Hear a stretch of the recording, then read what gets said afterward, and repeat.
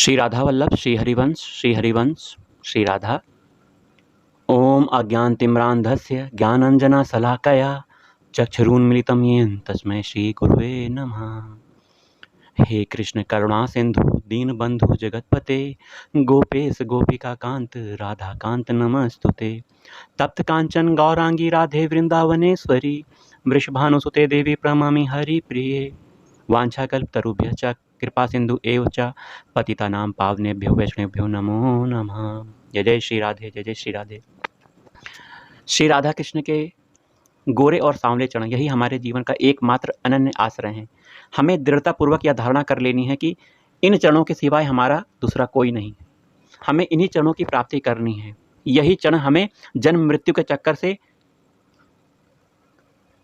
छुटवा सकते हैं। हमारा जन्म मृत्यु जो लगातार हो रहा है, कई जन्मों से हम जन्म ले रहे हैं, कई बार मर रहे हैं। इस मनुष्य देह को प्राप्त करने के लिए हमने 83,99,999 जन्म लिए हैं। फिर यह भगवान की कृपा से यह मनुष्य देह प्राप्त हुआ है। इसलिए इस जन्म मृत्यु के चक्कर से हमारी मुक्ति हो। यह मुक्ति कैसे होगी? भगवान के चरणों का आश्रय ही प्राप्त करके होगी। इन चरणों के आश्रय से ही हम भगवान की प्रेमा भक्ति भी प्राप्त कर सकते हैं। प्रेमा भक्ति बहुत दुर्लभ है, बहुत ही विरले लोगों को प्राप्त होती है जो भगवान से प्रेम करते हैं, अनन्य प्रेम करते हैं। प्रेम के दो रूप हैं, एक सकाम प्रेम, एक निष्काम प्रेम। सकाम प्रेम में किसी भगवान से कुछ मांगते हैं भक्त, कुछ चाह रखते हैं कि हम आपकी सेवा कर रहे हैं, हमें ये कर दो, हमारा वो कर दो। सांसारिक वैभव, सांसारिक भोग के पदार्थ की चाह रखता है भक्त। परंतु वास्तविक जो भक्त होता है, निष्काम भक्त होता है, वो भगवान की सेवा के अलावा, भगवान के नाम के अलावा, भगवान के सुख के अलावा कुछ नहीं चाहता। तो भगवान की प्रेमा भक्ति भी प्राप्त होती है भगवान के चरणों के आश्रय से। तो हमें भगवान के चरणों के आश्रय को पुष्ट करना है। इसकी पुष्टि कैसे होगी? वही सतत चिंतन भगवान का चलता रहे, भगवान का चिंतन कभी ना छूटे। 24 घंटे हमारा मिला हुआ है, इस 24 घंटे में भगवान का चिंतन कभी ना छूटे। इसके लिए हमें गुरु संत महात्माओं की शरण में जाना चाहिए, सत्संग सुनना चाहिए, उनके आदेशों का पालन करना चाहिए। उनके आदेश क्या हैं? उनके आदेश यही हैं कि भगवान के नाम का नित्य जाप करते रहो, अभ्यास करो। अभ्यास से आपकी ऐसी स्थिति हो जाएगी कि नाम अपने आप चलने लग जाएगा। परंतु प्रारंभिक अवस्था में तो आपको नाम जाप करना ही होगा। मन आपका नहीं लगेगा, मन संसार में भागेगा। आपको बलात् इस मन को भगवान के नाम में रमाना है। आपकी जीवा से बलात् भगवान के नाम का चलन होना चाहिए, बराबर भगवान का नाम चलना चाहिए। जब ऐसा अभ्यास दृढ़ हो जाएगा, कई समय तक निरंतर होता रहेगा, तो नाम अपने आप चलने लग जाता है। यह कृपा से होता है, भगवान की कृपा से भी होता है। तो इस तरह भगवान का चिंतन लगातार बना रहे। चिंतन, नाम, गुण, लीला, इन सब का स्मरण हमारा होना चाहिए, जाप होना चाहिए। भगवान के लीलाओं को सुनना हमें बहुत प्रिय होना चाहिए। ये नहीं कि एक बार हमने भागवत कथा, राम कथा सुन ली, उसके बाद कहने लगे अरे हमने ये तो सुनी हुई है। लाखों बार, करोड़ों बार सुनने के बाद भी कब से हनुमान जी भगवान की कथा सुन रहे हैं और कभी अघाते हैं। हमेशा राम कथा सुनने के लिए वो हमेशा उपस्थित रहते हैं जहां कथा हो रही है। ऐसे भक्त परम दुर्लभ हैं। हनुमान जी जैसे भक्त परम दुर्लभ हैं। ऐसे भक्तों के चरण रज को अपने सर में धारण करके हमें थोड़ी सी भी भक्ति प्राप्त हो जाए, तो हम भगवान की तरफ उन्मुख हो जाएं।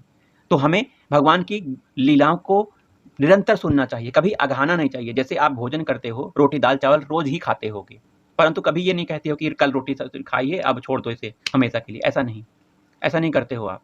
वहीं भगवान की जब भी आप गुण लीला सुन रहे हो, कभी इनसे अघाव मत, प्रेम करो, निष्ठा करो। यही आनंद स्वरूप हैं। भगवान शिव और उमा पार्वती जी दोनों बैठे हुए हैं और शिव जी वक्ता हो जाते हैं और पार्वती जी श्रोता हो जाती हैं, और भगवान की लीलाओं का चर्चा होती है, भगवान के गुणों की चर्चा होती है। पार्वती जी प्यार से सुनती हैं और शिव जी सुनाते हैं। ऐसे भगवत स्वरूप भगवान शिव और उमा पार्वती जी को क्या किसी चीज़ की कमी है?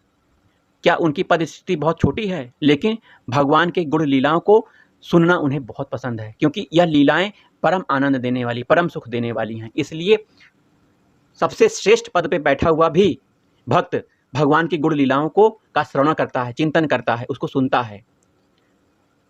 तो हमें भी भगवान की गुण लीलाओं का श्रवण करना चाहिए, चिंतन करना चाहिए, कथा सुननी चाहिए, प्रेम करना चाहिए। आज के प्रसंग में हम ये बताएंगे कि भगवान श्री कृष्ण ने इस वृंदावन की मट्टी को खाया है, वृंदावन की रज को चाटा है। कैसे चाटा है इसका हम वर्णन करेंगे। दो उदाहरण हमारे पास हैं। एक उदाहरण आप जानते हो और दूसरा उदाहरण मैं बताऊंगा। पहला उदाहरण तो जब श्री कृष्ण छोटे थे तो उन्होंने अपने हाथ से ही मट्टी उठाकर खा लिया था और मैया बहुत डर गई थीं। यशोदा मैया को उन्होंने अपने मुंह में पूरा ब्रह्मांड सब कुछ दिखा दिया, अपनी छवि भी दिखा दी, यशोदा मैया को भी दिखा दिया, ब्रजमंडल भी दिखा दिया, संपूर्ण ब्रह्मांड, ये पर्वत, सूर्य, आकाश, नक्षत्र, सब कुछ अपने मुंह में के अंदर श्री कृष्ण भगवान ने अपनी मैया को दिखा दिया। मट्टी का सेवन किया था। ये एक उदाहरण है, परंतु दूसरा उदाहरण बहुत ही प्रेममय और आनंद देने वाला है। इसको श्रवण करने से हमारे मन में भगवान के चरणों की भक्ति प्राप्त होती है। इसका अगर आप श्रवण करने के बाद चिंतन करें तो भगवान की प्रेम भक्ति आपको प्राप्त होगी, क्योंकि इसमें भगवान का प्रेम उमड़ रहा है। भगवान ने सबको अपना प्रेम दिया है। अब कैसे दिया है जरा श्रवण करिए। भगवान नित्य गैया को, बछड़े को चलाने लेकर जाते थे अपने सखाओं के साथ। भगवान की यही लीला थी कि रोज सवेरे बंसी बजाते हुए प्रेम से गलियों में घूमते हुए गैया को, बछड़े को चराने जाते थे और दोपहर में भोजन के लिए वो अपने घर से पकवान बनाकर लेकर जाते थे। उनके जो साथी थे, गोप मित्र थे, वह भी अपने अपने घरों से स्वादिष्ट स्वादिष्ट पकवान बनाकर लेकर जाते थे और दोपहर में बैठ के खाते थे। अब ब्रह्मा को यह विश्वास नहीं हुआ कि ये छोटा सा बालक जो इन गोप बालकों का मित्र है, ये परब्रह्म हो सकते हैं। तो अपने ही अंश ब्रह्मा को ज्ञान प्रदान करने के लिए भगवान ने एक लीला रची।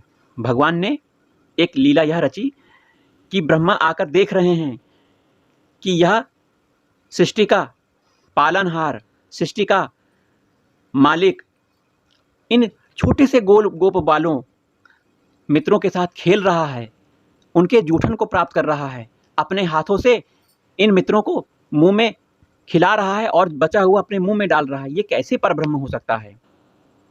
तो ये लीला भगवान ने रची, शंका पैदा कर दी ब्रह्मा के मन में और ब्रह्मा यह देख के चकित हो गए। अब ब्रह्मा को यह प्रेरणा तो भगवान के ही तरफ से प्राप्त हुई थी, ब्रह्मा जान नहीं सके। ब्रह्मा ने अपनी एक युक्ति निकाली कि चलो अगर ये ब्रह्म होगा तो कुछ ना कुछ तो करेगा। चुपके से सभी गायें, बछड़ों को सबको अंतर ध्यान कर दिया और ब्रह्मलोक में जाकर छुपा दिया। वहीं जब भगवान श्री कृष्ण को गोप बालों ने, मित्रों ने कहा कि अरे हमारे गैया बछड़े कहाँ चले गए, तो भगवान ने कहा अरे मित्रों तुम बैठो, मैं जरा देख के आता हूँ, तुम लोग भोजन करो, मैं देख कर आता हूँ। भगवान श्री कृष्ण दूर देखने चले गए, लेकिन गैये बछड़े तो मिले नहीं। जब भगवान लौट के आते हैं तो भगवान के मित्र भी अंतर्ध्यान हो गए। भगवान को पता लग गया कि यह तो ब्रह्मा की करतूत है, ब्रह्मा की करतूत है। ब्रह्मा ने सभी मित्रों को, ग्वाल बालों को अंतर्ध्यान कर दिया है। अब क्या किया जाए? भगवान ने अपने ही अंश ब्रह्मा को ज्ञान प्रदान करने के लिए, भक्ति प्रदान करने के लिए और हम सब के लिए एक दिव्य लीला रची। क्योंकि जो भी वृंदावन के, ब्रज के लोग थे, वो भगवान श्री कृष्ण से बहुत प्रेम करते थे। यशोदा मैया के घर में ही भगवान श्री कृष्ण थे। सभी के घर वाले यही सोचते थे कि मेरा पुत्र भी श्री कृष्ण की तरह हो, तो हम भी उनसे बहुत प्रेम कर सकें। काश मेरा पुत्र भी भगवान श्री कृष्ण की तरह हो। तो सबके मन में यह चाह थी। वहीं जो बछड़े थे, गैयाँ थीं, वो भी भगवान श्री कृष्ण से बहुत प्रेम करती थीं और वो भी चाहती थी कि हमारे बछड़े भी श्री कृष्ण ही बने। सबके मन में यही इच्छा थी, पूरे ब्रजमंडल में यही इच्छा थी। तो भगवान ने सबके इन भाव को देखा और इस लीला का प्रादुर्भाव किया ब्रह्मा के माध्यम से। जब ब्रह्मा ने सभी मित्रों को, गोप बालकों को अदृश्य कर दिया, बछड़ों को अदृश्य कर दिया, गैया को अदृश्य कर दिया, तो भगवान ने सभी गोप बालकों का रूप धारण किया। भगवान के शरीर से सभी गोप बालक जिस अवस्था में थे, जिस रूप को धारण करते थे, जो वस्त्र पहने हुए थे, सेम एट इज वैसे ही भगवान प्रकट हो गए और उतनी संख्या में प्रकट हो गए। उतनी संख्या में बछड़े भी बन गए भगवान, उतनी संख्या में गाय भी बन गए। और भगवान ने यह लीला 1 साल तक रची। 1 साल तक भगवान ब्रज में बछड़ों के रूप में, गैया के रूप में, गोप बालकों के रूप में रहे और 1 साल तक प्रत्येक घर में बहुत आनंद हुआ। प्रत्येक माता पिता ने अपने बालक को, जो कि भगवान श्री कृष्ण ही थे, बहुत प्रेम किया, बहुत आनंद प्राप्त हुआ। गाय ने अपने बछड़ों को बहुत प्रेम किया, बहुत स्नेह, बहुत प्रेम ब्रज में फैला हुआ था। तो इस तरह उन ब्रजवासियों के भाव को पुष्ट करने के लिए भगवान श्री कृष्ण ने ऐसी लीला रची। वहीं ब्रह्मा को जब यह बात पता लगी। कैसे पता लगी? जब उन्होंने सभी गोप बालकों और बछड़ों को ब्रह्मलोक में छोड़कर यहाँ देखने आए कि यहाँ पर हो क्या रहा है। जब वह यहाँ पर आए तो वह दंग हो गए, चकित हो गए। क्यों चकित हो गए? कि जिन बालकों को, बछड़ों को, गैया को मैं ब्रह्मलोक में छोड़कर आया हूँ, वो तो यहाँ पर खेल रहे हैं। तो भगवान ने सभी गैया, बछड़ों और गोप बालकों में अपने रूप को दिखा दिया और यह बता दिया कि ये सब मैं ही हूँ। ब्रह्मा, तुम मुझे नहीं पहचान पाए, मैं ही इन सभी रूपों में लीला कर रहा हूँ, मैं ही परब्रह्म हूँ। तुम्हारे ही प्रार्थना से मैं इस लोक में अवतार लिया हूँ, परंतु तुम ही मुझे नहीं पहचान पाए। तो ब्रह्मा जी को बहुत ग्लानि हुई। ब्रह्मा जी को ग्लानि हुई, उन्होंने भगवान श्री कृष्ण की बहुत स्तुति की। एक स्तुति में भगवान ब्रह्मा कहते हैं कि हे भगवान, मुझे इस धरातल पर ब्रज में, विशेषता गोकुल में, किसी कीड़े मकोड़े की योनि मिल जाए जिससे मैं गोकुल वासियों की चरण रज से अपने मस्तक माथे को अभिषिक्त करने का सौभाग्य प्राप्त कर सकूं। जिन गोकुल वासियों के जीवन संपूर्ण रूप से आप भगवान श्री कृष्ण हो, आप मुकुंद हो, जिनकी चरण रज को अनादिकाल से अब तक श्रुति खोज रही हैं। हे प्रभु, मुझे यहाँ का कीड़ा मकोड़ा बना दो।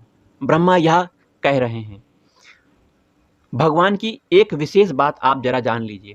जो भी व्यक्ति, जो भी किसी भी पद में बैठा हुआ हो, यदि भगवान के भक्त को भगवान से अलग कर दिया, भगवान उससे बहुत नाराज हो जाते हैं।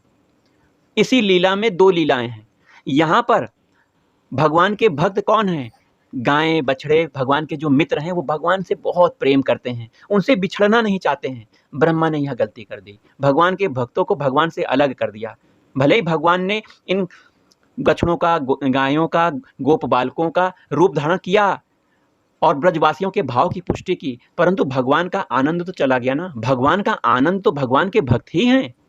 ये जो बछड़े, ग्वाल बाल, गायें, ये सब भगवान के भक्त हैं। पूर्व जन्म में विशेष कृपा के माध्यम से, विशेष तपस्या के माध्यम से इनको यह योनि प्राप्त हुई है और इस योनि में भगवान के मित्र, भगवान के सानिध्य में ये भगवान को देख रहे हैं, भगवान से प्रेम कर रहे हैं, भगवान के साथ खा पी रहे हैं, मित्र बन के चल रहे हैं, भगवान से लाड लड़ा रहे हैं। इनके पूर्व सुकृत के कारण ही इनको ऐसा प्राप्त हुआ है। ये भगवान के परम भक्त हैं और परम भक्तों को ब्रह्मा ने अलग ब्रह्मलोक में जाकर छुपा दिया। भगवान को बहुत रोष हुआ, भगवान ने क्षमा नहीं किया। लेकिन इंद्र की लीला देखिए। इंद्र ने पूरे ब्रजवासियों को मारने का प्लान कर दिया। उन्हें भी विश्वास नहीं हुआ कि ये छोटा सा बालक भगवान परब्रह्म है, भगवान श्री कृष्ण हैं। विश्वास नहीं हुआ। अब इंद्र ने क्या किया कि इतनी मूसलाधार वर्षा करवा दी कि इसका वर्णन नहीं किया जा सकता कि कितना बाढ़ आ गई थी। लेकिन प्रभु सबके रक्षक हैं, क्योंकि एकमात्र आश्रय भगवान श्री कृष्ण ही हैं इन ब्रजवासियों के। और ब्रजवासी यही गाते हैं कि नंदलाल सहारा तेरा है, गोपाल सहारा तेरा है, नंदलाल सहारा तेरा है, गोपाल सहारा तेरा है। तू मेरा है, मैं तेरा हूँ, तू मेरा है, मैं तेरा हूँ, गोपाल सहारा तेरा है। तू बंसी बजाने वाला है, सारे जग को चलाने वाला है, गोपाल सहारा तेरा है, गोपाल सहारा तेरा है। मेरा और सहारा कोई नहीं, मेरा और सहारा कोई नहीं, नंदलाल सहारा तेरा है। तो इस तरह ब्रज के वासी श्री कृष्ण पर ही आश्रित थे। एकमात्र भरोसा, एकमात्र बल, एकमात्र विश्वास भगवान श्री कृष्ण ही थे इन ब्रजवासियों के। तो इस तरह का अनन्य आश्रय होने पर भगवान क्या इन भक्तों का अहित करवा सकते थे? इनका ये अहित होने देते? नहीं, भगवान ने एक भी बाल विवाह का होने नहीं दिया। 21 किलोमीटर के गृहराज को अपना स्वरूप प्रदान किया और उस पर्वत को उठा दिया और इस पर्वत के नीचे सभी ब्रजवासी आ गए। इंद्र की कुछ नहीं चली, वो हार गया और भगवान से क्षमा मांगने लगा। भगवान ने क्षमा कर दिया। क्यों क्षमा किया ब्रह्मा को, इंद्र को? क्योंकि भगवान भक्त से बहुत प्रेम करते हैं और इंद्र के इस गलत कार्य से भी भगवान के भक्त भगवान के समीप 7 दिनों तक रहे, एक पल के लिए भी नहीं बिछुड़े, भगवान के साथ हमेशा रहे, उन नृत्य किए, भगवान की गुण लीला का उन्होंने गायन किया। भगवान बहुत प्रसन्न हुए, 7 दिनों तक मेरे सभी भक्त एक साथ मेरे साथ थे। इसीलिए इंद्र को माफी मिली और ब्रह्मा को माफी नहीं मिली। ब्रह्मा इस व्रज में कीड़े मकोड़े बनना चाहते हैं। क्यों? इस वृंदावन का महत्व है, क्योंकि वृंदावन अनित्य है, मतलब कभी खत्म नहीं होने वाला। यह सृष्टि जो आपकी बनी हुई है ये खत्म हो जाएगी एक समय, आप और हम खत्म हो जाएंगे, परंतु यह वृंदावन धाम कभी खत्म होने वाला नहीं है। ब्रह्मा का रचा नहीं है, इसीलिए जो ब्रह्मा की सृष्टि आप देख रहे हो ये खत्म होने वाली है, और यह वृंदावन धाम ब्रह्मा द्वारा रचित नहीं है, ये भगवान का घर है। भगवान का घर कभी खत्म नहीं होता, अमर है भगवान का घर। वृंदावन की रज भगवान ने चाटी, खाई। अब कैसे खाई? मैंने आपको बताया, भगवान बछड़े बन गए, ग्वाल बाल बन गए, गैया बन गए। तो जब घास खाएंगे तो मिट्टी भी तो मुंह के अंदर जाएगी। तो भगवान ने इस वृंदावन ब्रजरज की मिट्टी का सेवन किया है। तो यह ब्रजरज बहुत पवित्र है। इस ब्रजरज के सेवन मात्र से, शरीर में माथे में धारण करने मात्र से हमारी प्रेमा भक्ति बहुत सुदृढ़ हो सकती है। अगर आप अनासक्त हो, भगवान में आसक्ति नहीं है, भक्ति नहीं है, उसका प्रादुर्भाव हो जाएगा इस ब्रजरज के प्रभाव से। भगवान श्री कृष्ण के परम पवित्र चरण इस ब्रज में पड़े हुए हैं, वृंदावन धाम में पड़े हुए हैं। श्री राधा रानी के श्री चरण इस वृंदावन धाम में पड़े हुए हैं। संत महात्मा जो भगवान से प्रेम करते हैं, भगवान को ही सब कुछ मानते हैं, उनके श्री चरण इस वृंदावन धाम में हैं। तो इस वृंदावन का प्रत्येक कड़कड़ बहुत दिव्य है। इसके सेवन करने से हमारी प्रेमा भक्ति बढ़ती है। तो हमें वृंदावन धाम का वास स्वीकार करना चाहिए, इस रज का सेवन करना चाहिए। और उद्धव भी क्या कहते हैं जरा सुनिए। जब उद्धव को ज्ञान प्राप्त हो गया, कौन सा ज्ञान? प्रेम का ज्ञान। वो तो ब्रह्म ज्ञान के ज्ञाता थे, परंतु भगवान की कृपा से संत महात्माओं का प्रादुर्भाव जब जीवन में हो जाता है। ये संत महात्मा उद्धव के लिए कौन थे? गोपियां थीं। गोपियां संत महात्मा थीं और इन्होंने प्रेम का प्रचार किया, उद्धव के लिए प्रेम का संदेश दिया। इस प्रेम में डूब गए उद्धव और कहने लगे, अहो इन गोपियों की चरण रज का सेवन करने वाले वृंदावन में उत्पन्न हुए गुल्म, लता और औषधियों में से मैं कुछ भी हो जाऊं, जिससे उन गोपियों की चरण रज मुझको प्राप्त हो जाए। क्योंकि इन गोपियों ने अपनी बहुत ही कठिनता से त्याग किए जाने योग्य स्वजनों को, आर्य पथ को त्याग कर भगवान मुकुंद श्री कृष्ण के मार्ग को प्राप्त किया है, जिनको श्रुतियां अनादि काल से खोज रही हैं। मैं उन नंद वासिनी स्त्रियों के चरण रेणु को बारंबार नमस्कार करता हूं, जिनके द्वारा किया गया भगवान की लीला कथाओं का गान त्रिभुवन को पवित्र करता है। तो उद्धव की मांग भी देखिए क्या है और ब्रह्मा की मांग भी क्या है। तो वृंदावन का महत्व आप इन दोनों शब्दों से प्राप्त कर सकते हैं। एक तो संत महात्मा इस ब्रज रस का सेवन करते हैं, क्योंकि प्रिया प्रियतम के नित्य चरण यहाँ आज भी पड़ रहे हैं। वहीं भगवान ने इस ब्रज की मिट्टी का सेवन किया है। इस परम पवित्र वृंदावन धाम के रज का सेवन करने से यह हमारे लिए बहुत पूज्य हो गई है। अतः हमें वृंदावन में जाकर इस ब्रज रस का सेवन जरूर करना चाहिए। आज के सत्संग के बाद श्री राधा वल्लभ कीर्तन। जय जय श्यामा जय जय श्याम, जय जय श्री वृंदावन धाम। जय जय श्यामा जय जय श्याम, जय जय श्री वृंदावन धाम। मेरी श्यामा मेरो श्याम, मेरी श्यामा मेरो श्याम, मेरो श्री वृंदावन धाम। जय जय राधा वल्लभ श्री हरिवंश, श्री वृंदावन श्री वंचन। जय जय राधा वल्लभ श्री हरिवंश, श्री वृंदावन श्री वनचन, जय जय राधा वल्लभ श्री हरिवंश, श्री वृंदावन श्री वनचन, राधा राधा राधा राधा राधा राधा राधा राधा, श्री राधा श्री राधा श्री राधा।